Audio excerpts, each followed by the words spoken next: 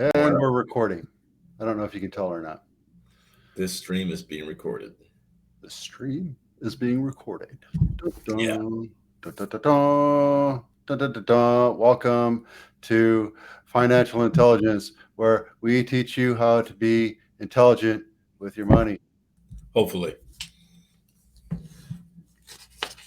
Good times. Yeah, good times. You ever watch the old SNL skits? The best. They're better than new SNL skits. Which one in particular? The Alec Baldwin, sweaty balls. Oh, I always think of the first one. I always comes to mind. They're so moist. Terrible. The one with Betty White. Who? Betty White with the White. warm muffins. It's a little bit of tang. Yes. Oh, Classic. my God. I mean, it's all been downhill since then. I was thinking of Christopher Walken. You go on there, and like he had this very odd. More cowbell. I don't know how to tell you. I just want a little bit more cowbell. It's just kind of always odd to me, and yet it was funny. It was just weird. Ding, ding, ding, ding. Anywho, right on. All right, so we're talking today with Patrick, the hat trick, McAndrew. Vito, the Empire Builder. Appreciate it, man. I'm looking forward to doing this together because we have different experiences yet common values, different disciplines yet similar folks we like to work with. So differences in what we understand and what we're experts in, and yet so much in common. So I think it'd be great. And our different networks too. Like you know a whole bunch of you know a ton of people, dude. And so do I actually. And so being able to bring these two groups of folks together in a way to expose them to folks, I think can create a lot of success. Yeah, you know, it's so true because we have to get these people. I don't know, half your knowledge. I mean, look, half of my knowledge is common knowledge. Anybody can sell a house, right? But nobody knows how to negotiate and do all the right things and have a checklist and does it professionally. I'm the guide. I'm the Sherpa. It's the same thing with financial intelligence. It's the same thing with Yamamoto and his. I can't wait to talk to Scott. He's amazing, right? I mean, he's so like chill, and he's like, yeah, these are the questions you should be asking your doctor every time you sit down with them. Dude, he's such a professional, right? Very professional. And I think that's what I am excited about is to work with. So for those who don't know, I love working with people who are self-employed or family-held, small businesses because of the values those people generally hold, how hardworking they are. And I just love people on the grind, right? Building something for themselves and for their family. So I love working with those types. And they typically offer incredible service. Just like you, just like what you've done and what you're building out in other places too. So we're not looking at gurus or people who are who can speak to something but haven't done it. I like introducing people to others who can offer incredible value and are doing it in their local communities, and they're accessible, right? And they can serve you. So that's what I'm excited about too. And it's important too, right? Like I went to you're saying, right? Like I know everybody. I don't know everybody. I went to a class reunion. And for those of you that care, I'm alma mater, 1987, Monte Vista High, go Matadors, call to the old MV High. So I went to a reunion a couple months ago, and I caught up with the guy who was Army, right? That's right. Like, I had to give it to him a little bit because he's Army. And anyway, I want to say he was a medical tech, something like that. And I'm like, oh, you got to talk to Patrick. And so after he got out, he used his GI Bill and he became a lawyer. Now he's a family lawyer. And dude, that just runs right down this whole spine of different things, right? So what kind of questions could we ask him? What kind of things that can we help others. Like, there's that quadrant of things and things you don't know, and all that other stuff. Well, there's so many different things that I don't know about trust and protecting my family and my legacy. But still, I don't want to give it to Uncle Sam. I don't want to give it to taxes. I don't want to give it to a probate lawyer. I want it to be done right so that when I finally kick the bucket, it's not a big cloud of I don't know what to do. Yeah. Right. And that's important. I think that's the whole reason why we're doing this, is because we want to be able to help answer questions for people before those questions ever become a question in their brain. That's right. And just steadily level up your ability to someone's ability to take action on their wealth accumulation plan, right? Whatever that looks like for them. Somebody's ability to take advantage of information and make a smart choice. Level up somebody's network of professionals that they can work with or want to work with. Increase exactly what you just called this, their financial intelligence, little by little, right? Constant, never-ending improvement. I think that's what Tony Robbins calls it. So I think that's what I'm excited to do, because ultimately, I think in the Army, I remember as a young NCO, before I got, maybe as a specialist, I think it was a specialist, as E4, and I remember the NCO telling me, "Hey, I need you to teach this class on, what was it? I forget. I don't remember." I was like, "I don't know anything about that, Sergeant." "Well, that's why you're going to teach it. You're going to learn a lot more about it." I was like, "Oh, okay." And it was so true. Not saying we don't know anything about a lot of things we're talking about. However, when you start to really delve deeper and make connections to different professionals, different disciplines, and different areas of money, you just start to learn things at an even deeper level. So we're always students, right? And I know I'm a student, so learning never ends. Oh yeah. And I've been doing this almost 20 years, real estate, 20 years, right?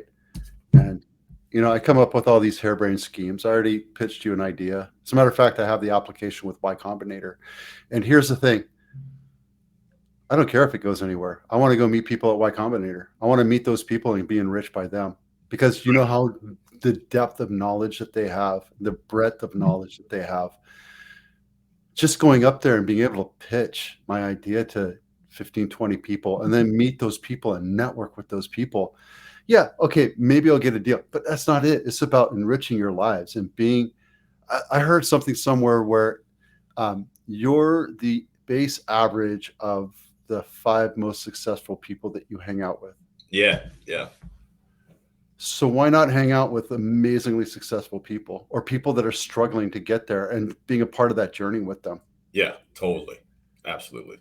Right. And that's why I value our relationship, even though you're Army. It's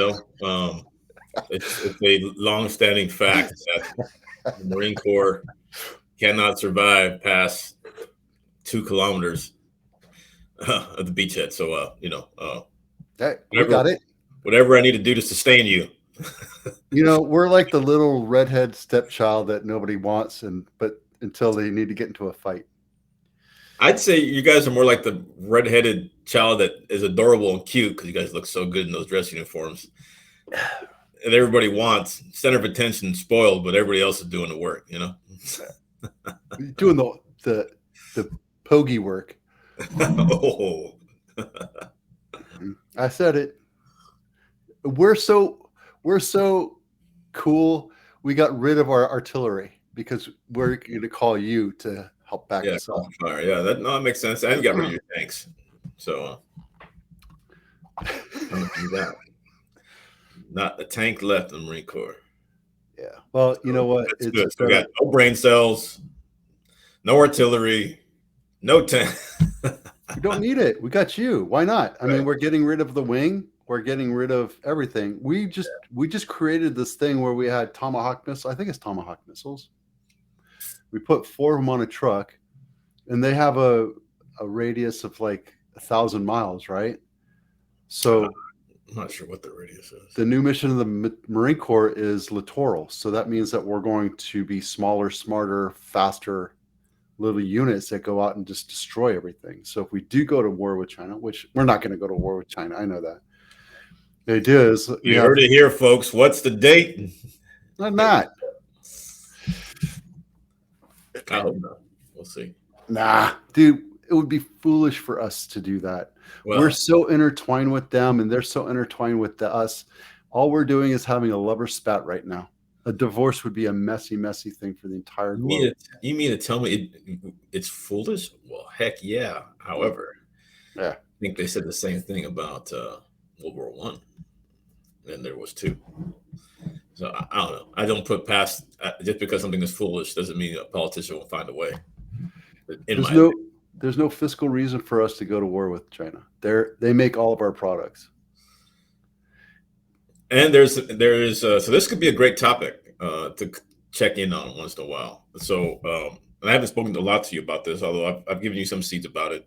I have a project, a company or a practice that I'm building out called the American Wealth Project, and a focus of that for those who opt in are clients who want to invest in their values, and those values would not include the CCP, Communist Party of China, right? So without going off on a tangent, I've been learning a lot about this, about the economy, the numbers, why you would not want to do business there, essentially, and where they're going over the next 10 to 15 and 20 years. And so there's a lot to unpack there. What did you say that made me start thinking about that right now? We're not going to war with them. We are. Yeah, totally. And you're absolutely right. And there's been a lot of energy to unwind all that. Long ways to go, to your point. But I think you've seen a lot of American companies realize, this is a problem, and we need to diversify a lot of this production. And so I've been telling every manufacturer, any engineering manufacturing firm for decades. Yeah. Oh, we have all of our manufacturing in China. That is not smart, right. Dude. You have to have at least 2 centers of excellence. Oh, it's just not efficient. It's not cost effective. Yeah, but look at us 20 years later, right? In 2023, where inflation is hitting not only us, but also China. Right. That means your cost of goods, cost of steaming, cost of getting stuff over here is all getting super expensive. So where's your other option? What happens if, so when I went to school, and you know that I got my degree at 41. It was 2011, right? I know I'm an old fart. But at least I got it done. So whatever. But one of the things I remember from my supply chain professor was we were talking about the volcano that went up in Iceland and how whatever supply chain was happening there, it was disrupted for weeks, and the cost of hard drives or whatever it was went through the roof. Right. And that was that single one reason. And then right before that, there was like a typhoon or something that happened in Laos, where there was a center of excellence for the read-write heads for hard drives, and they wiped them out. So it took them 2 months to get back online, and the cost of hard drives went through the roofs again, right? Yeah.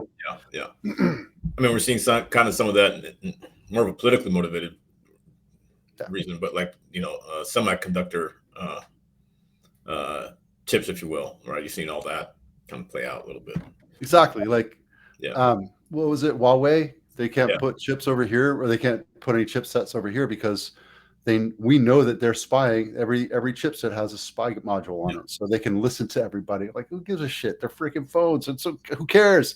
But there's a reason why, right? Yeah. And the minute you get into there, then they get into chipsets inside of our storage and server systems, and next thing you know, they're integrated everywhere, and you can't get rid of them.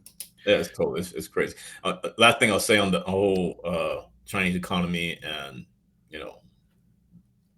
why we wouldn't get to war with them and all that. I think what people haven't really, or an opinion on this, or a side of this that I don't think has been talked about much is most people talk about the rise of China and how incredible, powerful economic engine they've been building, and it's all true, man. They've done incredible things over there, right? And We they love see the that, sleeping giant for sure. and these people see that as a lot of there's a lot of books, shows, you name it, that talks about how those two country, or our country and their country, are doomed to collide because of their rise and their takeover of the U.S. and all that stuff. Sure. I don't mean to. I'm not going to say there's no merit to that. Um, what I would say, I think what's more dangerous is a falling Chinese economy. That's more dangerous to me. And there's a lot of indicators that say um, there's trouble over there. One key thing that happened, I want to say, I think it was last year. I think it was late last year. They thought this was going to happen in the late 2020s, but it happened like a decade earlier. For the first time, the population shrunk. They admitted those numbers. This is admitted numbers by the government of China. They admitted that they had less people for the first time in a very long time. Because of the one child rule, right? Right. So And now there's like one female or 20 female, one female for every 20 males or something like that. Yeah. So it's the dynamics there are super interesting. And I don't know if you can see the screen right now, but I saw can. this. Yeah, I mean, I keep an eye on what's going on, right? I know that they're hurting just as Here we much as go. we're Yeah. hurting, right? Our GDP is suffering, so is theirs. Exports, our imports, our exports have. I mean, we're all at a negative in all of these different things: consumer CPI, youth unemployment, Yeah. right? Yeah. That's not saying that. What's our measurement for youth unemployment? What I don't know how to measure that, but and then new loans, obviously, like one of the things that I talk about on my dailies is uh, the house of cards that our economy stacked on, right? And for me, there's 6 indicators. One is the housing market, 2 is healthcare, 3 is unemployment, 4 is credit cards, 5 is something else, and whatever. And those are all indicators that could actually collapse our economy. And I'm not saying that it's going to happen, but somehow magically we keep afloat. But that's just our U.S. economy. Every other 276 countries that we have in the world, they all have their own local economies, and one of them could be a house of cards that falls that's a tipping point. And because China is so huge, if China fell, we would all fall. We would definitely feel the effects. Yeah, for sure. Yeah, and it would hurt it would take decades for us to come back from this. So anyway, not to scare people off, but you got to be aware of what's going on, right? Got to be aware. And another thing I would add is there's always opportunities in all these things. So I always think it's not funny. I cringe a little bit when I see headlines or media talk about the market crash today. They use these words. And it's like it went down 0.3%. I mean, crash really? And so even if it did crash, like there's always opportunities, no matter what's going on. There's opportunities when the market's going up, and there's opportunities when the market goes down. So, and that's one of the intentions here, is to get people in a place where they react less emotionally and proactively make, smart choices, right? So, anyway. Right. And I know that the long-term goal is you have to consistently buy stuff, right? I mean, buy a dollar cost averaging and just throw the money at the wall, and eventually something's going to stick when you do it right over time, right? Yeah, there's ways to do it and ways not to do it, for sure. And folks are different, and I'm different. That's one way to put it. I made you buy some of the yellow stock. I didn't want to. I mean, you didn't seem certain about it, so I was like, all right, I mean, I had no opinion, frankly, because it's just like those kind of things are not my expertise. I don't know, I'll have an opinion, like me personally, whether I do it or not. But I don't know enough about those tactics, like those short term plays, to give advice on it. So I just don't, put my 2 cents into those things. Okay, so you put the money down, and 1 out of 20 don't make it, but what happens if one goes 10,000? Oh yeah, I mean that's the whole Right? point. Yeah, for sure. I mean, it works. Don't get me wrong. But generally speaking, I'd say most people they buy, they invest how they buy, and it's emotionally right. Market's going up. Oh man, I got to pile in. Market's going down. Oh man, I got to get out. So they buy high and sell low, and it's Isn't just that really hard to ever make money that way. right? And like everybody's like, I'm holding out. I'm going to wait for the market to crash. What do you mean, the economy to crash? Like, what does that even mean? Yeah. Yeah, exactly. You're waiting for the housing market to crash, because I could tell you, you can buy a house in Napa at 87 cents on the dollar. Wow. I can, right? But you can't do it here in Silicon Valley. You can't. Yeah. Yeah. I mean, you might be lucky to find a house that needs a whole lot of work and you get it for $100,000 less, but that's a lot of work to save $100,000.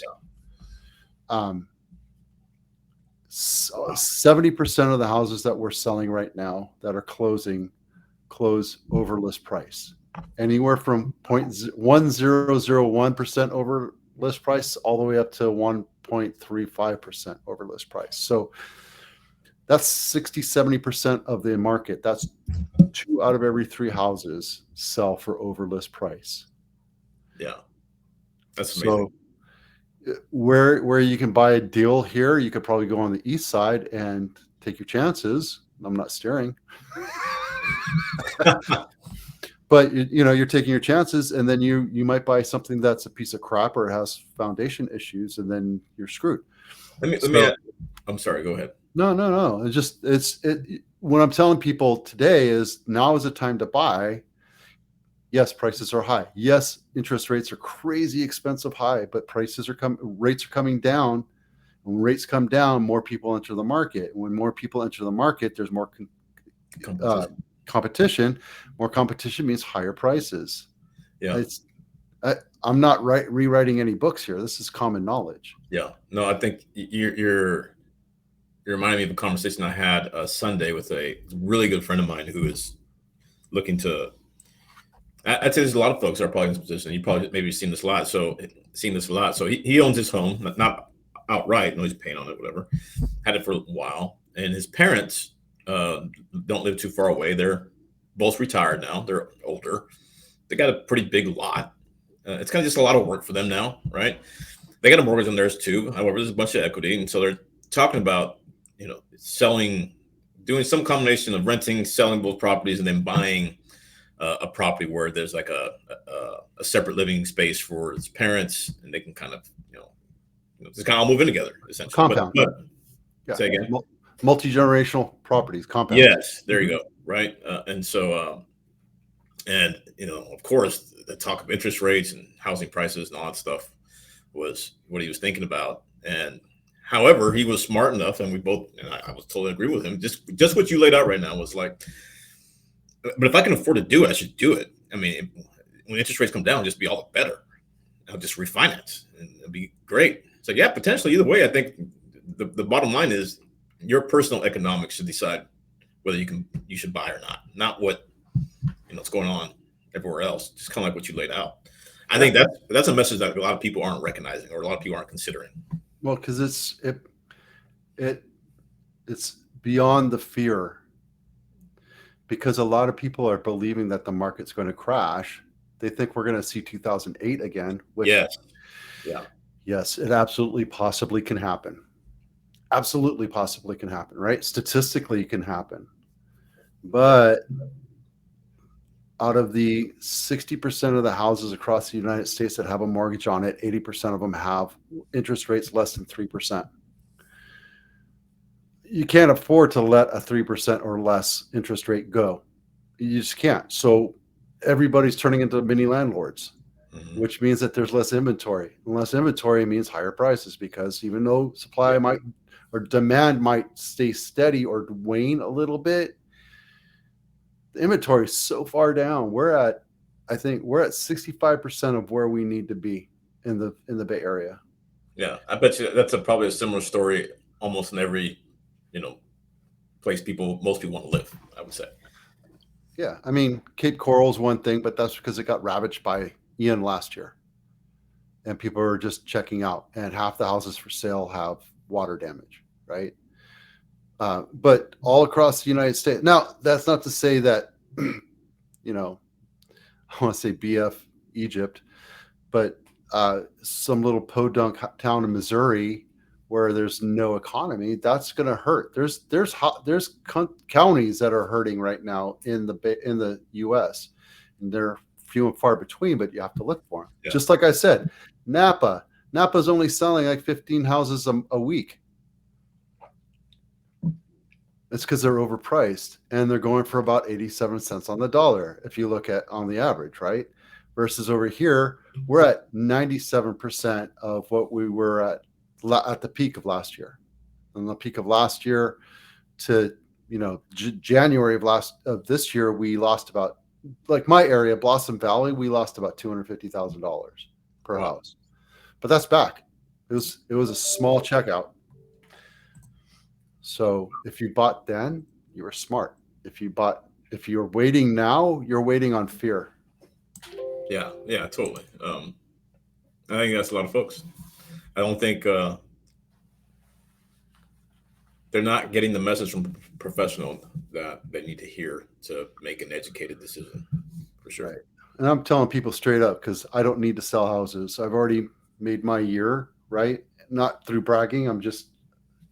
I have a listing appointment I have to go to after this.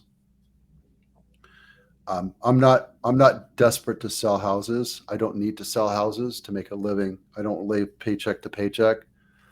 And I'm not doing that. I'm not talking out of brag. I'm just saying this has been a fortunate year. And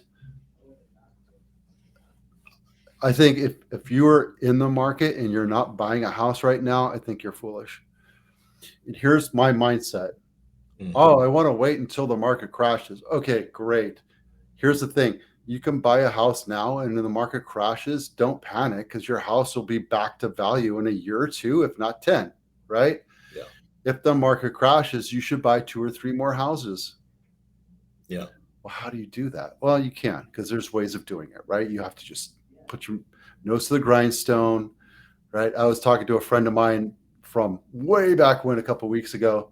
It's like, how do you do it? How do you do it? It's like, well, I don't drink a lot of alcohol. I don't spend my money profusely or irresponsibly, and my other I spends money wisely, and she saves the money, and we have money for down payments for such an occurrence, i.e. buying low and selling high, just like what you talked about, right? And whether it's stocks, minerals, T-bonds or houses, you should buy low when the market crashes. That's right. Not for your single family house that you're going to move into and live in. That over time, over 20 years, it'll make money. Exactly. But don't do it as a commodity. Don't buy your house as a commodity. That's dangerous. Yeah, your personal economic situation and what you want to do with your family should drive that. Not is it the right time? Because exactly just the way you laid out. I mean, it's totally it. You can afford to buy the home, you should buy the home. Well, what happens if I have to spend $100,000 over list? Well, you know what? I just told you, if you're deciding to buy in Silicon Valley, you're going to you have 66% chance that you're going to be paying over list price. Mm-hmm. Right? So get in that mindset. Well, God, that's so expensive. It's so unaffordable. Yeah. You're right. It's not affordable. So maybe you should go down a little bit and list price and find something that you can't afford. Yeah.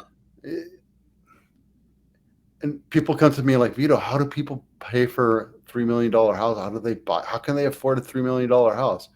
Well, because they work for a high-tech company. They saved up a whole lot of money and they didn't go on massive, crazy expensive vacations. Yeah. And they don't run their bills up and they don't have $200,000 cars. That's right. So it can be done. Yeah. Well, again, I am excited about doing this with you. and I think we're looking at doing this, once a week. We should do it once a week. We should bring people in too. Yeah, yeah, yeah. I I mean, think I would love to bring in different professionals, different opportunities, different just to get people, leveled up on their financial IQ. So this would be great. I'd love to pick Scott's brain, just learn more about what he does, Yeah, what kind of questions you ask. And just so you know, if you're listening at home, Scott Yamamoto is an insurance agent, but he doesn't sell insurance. Like, he sells health insurance through companies. So he's not going to ever try to sell you anything unless you're a business owner. But he's a great advocate to have, because he'll tell you what kind of questions to ask a doctor, or how to negotiate. What happens if your bill comes in higher than you thought? Those kinds of things. yeah. Because we need people like that to help us through the next couple of years, because insurance is going to get crazy ass expensive. Boy, isn't that the truth? I have another. Anyway, without going off on a tangent or getting too far off topic, I have another great person that I want to bring on the commercial and personal coverages that can talk to a lot of that stuff too. So yeah, it's going to be great. I'm looking forward to it, and we'll see how much value we can create for folks. Good, man. Hey, just remember, in 5 years, you're going to look back at the person you were, and you're going to be either regretting the fact that you didn't take that next step. I feel like I'm selling something. But just think, man, in 5 years, you can look back and be regretful, or you could be just so grateful that you took a step, right? Absolutely. Take that step. I know that there's a lot of fear in it. And that's what we're here to do, is give you education, give you thoughts, give you questions. Yeah. And yeah, we want you to work with us. There's no doubt about that, right? But if you're adamant about using your Aunt Polly to help you buy real estate, great. But make sure you get those questions answered from them, because it's important to have a huge team. Here's the thing, right? What I want people to take away from this is that all the billionaires and multi-millionaires that have legacy plans in place for their family, not just themselves, their entire family, they have a team of experts to help guide them through the entire process of life. They have financial advisors, they have lawyers, they have real estate guys, they have all sorts of people to help them understand it. And that's basically what we're trying to do for you. It's trying to give you that guidance, or at least answer those questions, or put those questions in your brain so you can ask people and have those conversations. That's right. Can't say better than that. That's a 60-second soundbite. And this is a work in progress, so it'll get better and better as we go. So Yeah. Stay on the ride. Do you have any questions you want to ask me, or am I just talking too much? No, I mean, no, I think we're at half hour now. I think we're probably good. All right. Yeah. Well, people at home, I'm Vito Scarnecchia with Abitano Group here in Santa Clara County, and this is Patrick McAndrew with Core Planning, statewide, baby. And you don't have to be a veteran to work with us, because half the people that are working with us are not veterans. We just punch each other in the nose, because that's what brothers do. That's right. All right. We'll see you out there. All right. Have a successful week.